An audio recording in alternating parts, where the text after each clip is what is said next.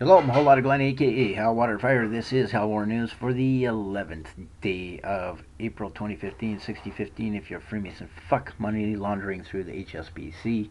Yes, drug money. Let's get on to it. Alright, I've been doing this for years, following the money trail of the drug money through the HSBC. What is it? Bank of America, and of course Wells Fargo, their little drug trade of income through Knights Templar. All right, Swiss leaks. What the media has termed it is trove of secret documents from HSBC Swiss private banking arm that reveals names of account holders and the balances for the years 2006-2007.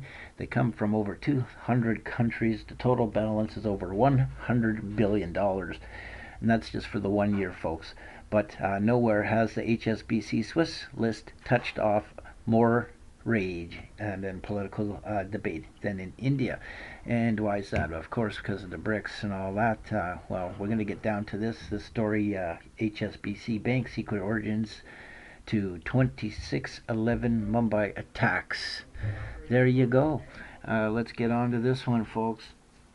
That's why, to obtain and investigate the Indian names, the Indian Express partnered with 3-month-long global project in the Washington-based International Consortium of Investigative Journalism, the ICIJ, and the Paris-based Le Monde newspaper. Ah, yes, Paris. Now you know why there was a Paris attack, to try to distract the public. Let's get on to it. Global project, Washington-based international consortium, and the Paris-based Le Monde newspaper investigation revealed that 1,195 Indian HSBC clients, roughly doubled the 628 names that French authorities gave to the government in 2011. Howard did that story. The new revelation, published as part of a global agreement, is expected to signify widened scale and scope of the ongoing probe of the special investigation team appointed by the Supreme Court. All right. For years, when the banks have been caught laundering drug money, Howard has been on top of every issue on that.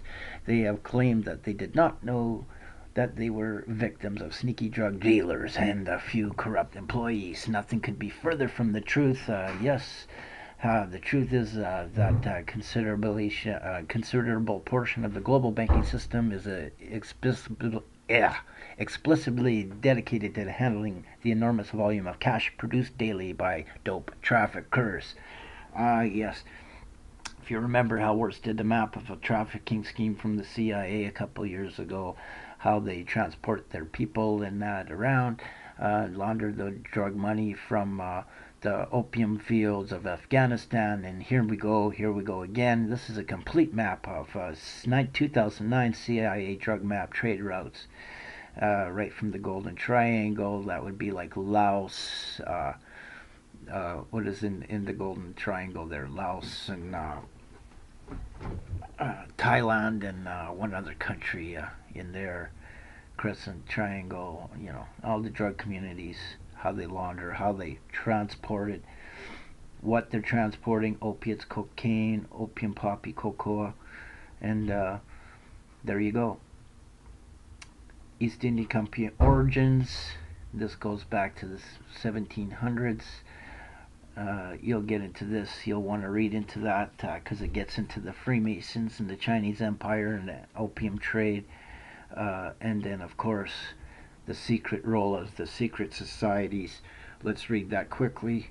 In 1783, Lord Shelburne launched the Chinese opium trade with Scottish merchants from the East Indian Company and members of the House of Windsor, aligned with Knights of St. John, Jerusalem. Yes, Rothschild. Shelburne's chief propagandist was Adam Smith, who worked at East Indian Company, which emerged from the slave trading Levant Company and later became known as Chatham House, home of the powerful Royal Institute for International Affairs. In 1776, the high seas pirate Adam Smith wrote Wealth of Nations, which became the Bible of international capitalism. In the Far East, the British organized Chinese Triad Society, also known as the Society of Heaven and Earth, to smuggle their opium Beginning in 1788, the Masons, the Freemason Grand Lodge of England, established lodges in China, one of which was the Triad Society. Another was known as the Order of the Swastika. Yes, in 1839, William J. Jardine, the Canton-based opium trafficker, steered Britain into the First Opium War. Chinese officials confiscated his stash. The Second Opium War lasted from 1858 to 1860. Lord Palmerston commanded both expeditions for the Brits. He also the High Priest of Scottish Rite Freemasonry in British Empire. There you go. And I'll let you read the rest of this interesting information, which all involves HSBC and how they got their start in the Freemason Knights Templar money laundering scam, how the Russians are involved, fucking Saudis, everybody. So there you go, right down to the Mumbai attacks and how it all works. So there you go, people. I'll leave you the link to this one. You can read it for yourselves. Hell War News, exposing the HSBC, Knights Templar money laundering drug ring that goes right back to the Freemasons and the secret societies in China.